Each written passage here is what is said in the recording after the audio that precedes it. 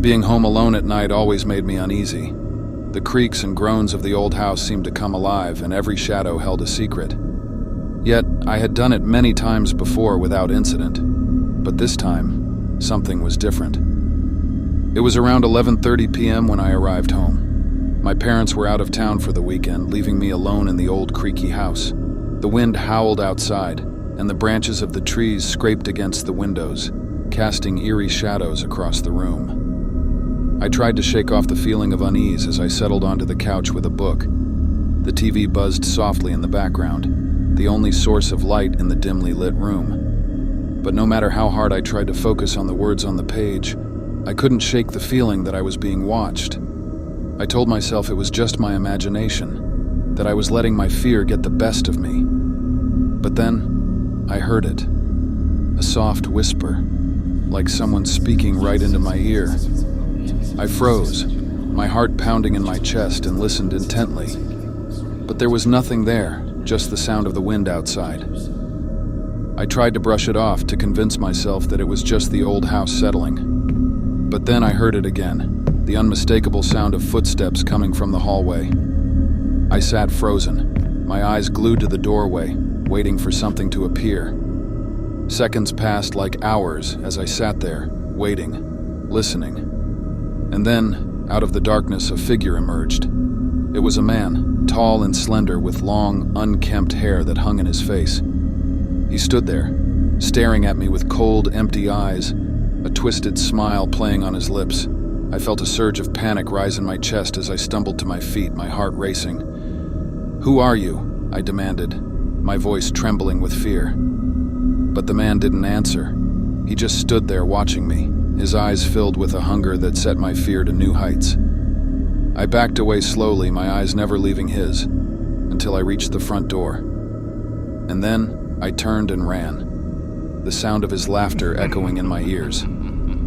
I ran out into the cold night, my heart thumping. I didn't know where I was going, didn't care. All I knew was that I had to get away from that house, away from that man. I didn't stop running until I reached the nearest neighbor's house, pounding on the door until they let me in. I told them what had happened, but they didn't believe me. They said it was just my imagination, that I had let my fear get the best of me. But I knew what I had seen, knew that it was real. The police were called, but when they arrived, there was no sign of the man, no evidence that he had ever been there. They searched the house from top to bottom, but there was nothing. No trace of the man, no explanation for what had happened. The next day, as I sat in my yard swing, I noticed a white, what seemed to be a grocery bag lying near the woods to my house. I rose and jogged over to the item. Upon opening it, I found several pictures of me in my house, interior and exterior, pictures of me going and coming, and the scariest image of all was that of me, sleeping in my bed.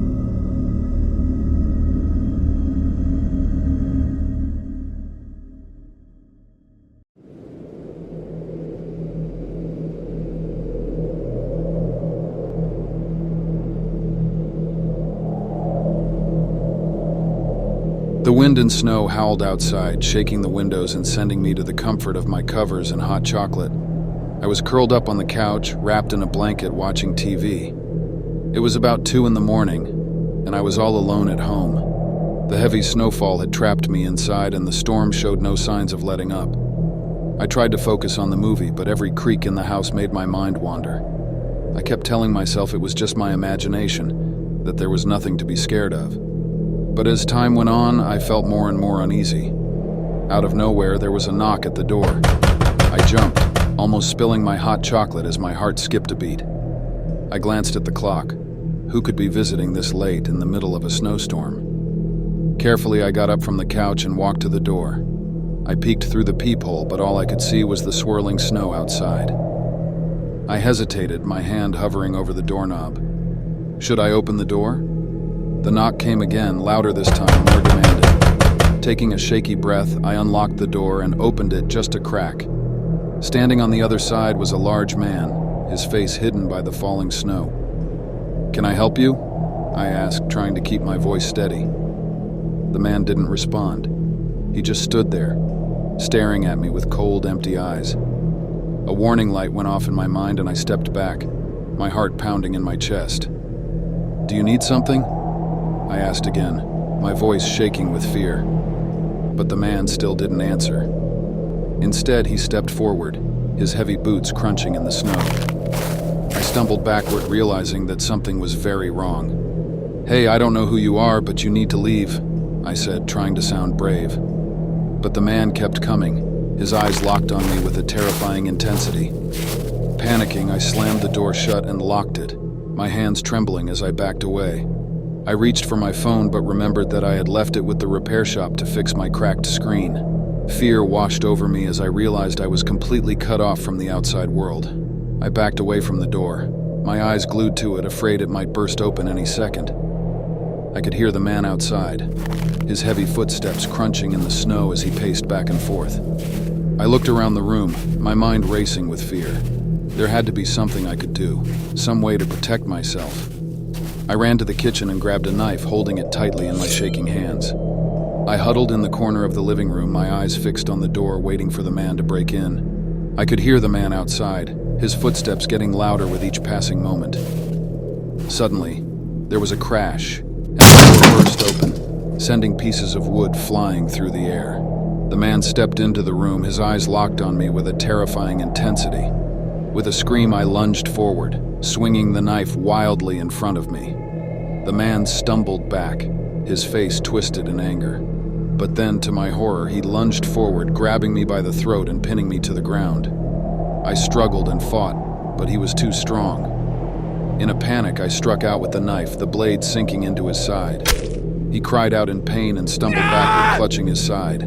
Fueled by adrenaline, I scrambled to my feet and ran for the door, my heart pounding in my chest. I flung it open and stumbled out into the snow, the cold air hitting me like a slap in the face. I ran blindly through the snow, my heart pounding. I had to get away, had to find help before it was too late. I glanced back and saw the man coming out of the house, his eyes still locked on me. Terrified, and just like in the movies, I stumbled and fell, the cold snow soaking through my clothes. I scrambled to my feet and kept running, my lungs burning.